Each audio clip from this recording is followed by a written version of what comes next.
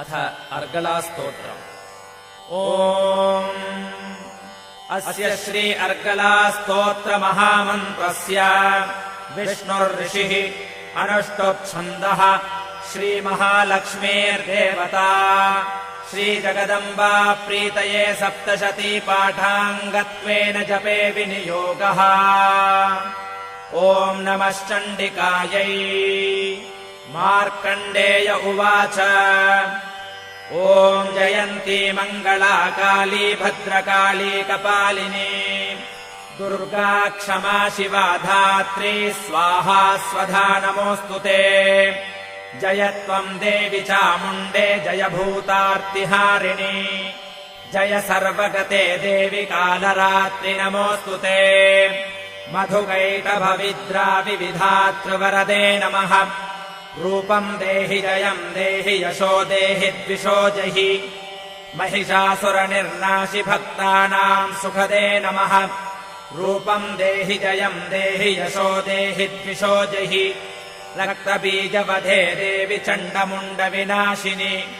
रूपम् देहि जयम् देहि यशो देहि द्विषो जहि शुम्भस्यैव निशुम्भस्य धूम्राक्षस्य च मर्दिनि। रूपम् देहि जयम् देहि यशो देहि द्विषो जहि वन्दिताङ्घ्रियुगे देवि सर्वसौभाग्यदायिनि। रूपम् देहि जयम् देहि यशो देहि द्विषो जहि अचिन्त्यरूपचरिते सर्वशत्रुविनाशिनि। रूपम् देहि जयम् देहि यशो देहि द्विषो जहि न तेभ्यः सर्वदा भक्त्या चण्डिके दुरितापहे। रूपम् देहि जयम् देहि यशो देहि द्विषो जहि सुवध्यो भक्तिपूर्वम् त्वाम् चण्डिके व्याधिनाशिनि।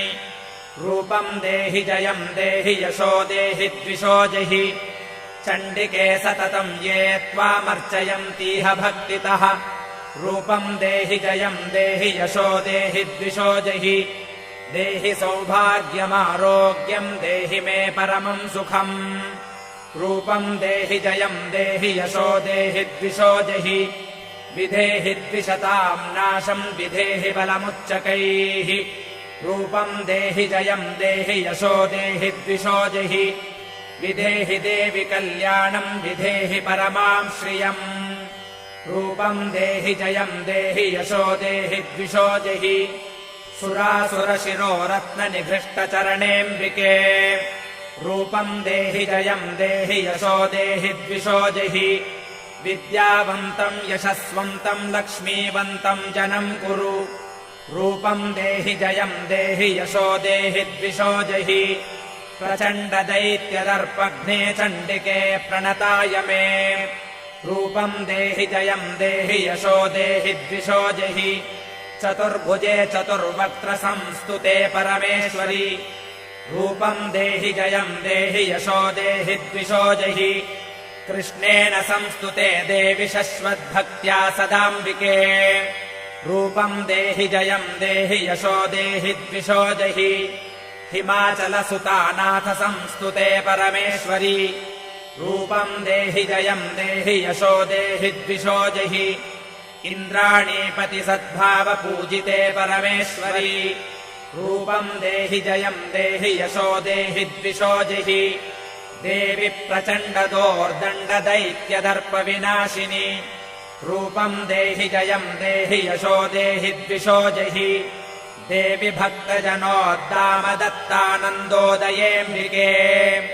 रूपम् देहि जयम् देहि यशो देहि द्विषो जहि पत्नीम् मनोरमाम् देहि मनोवृत्तानुसारिणीम् तारिणीम् दुर्गसंसारसागरस्य कुलोद्भवाम्।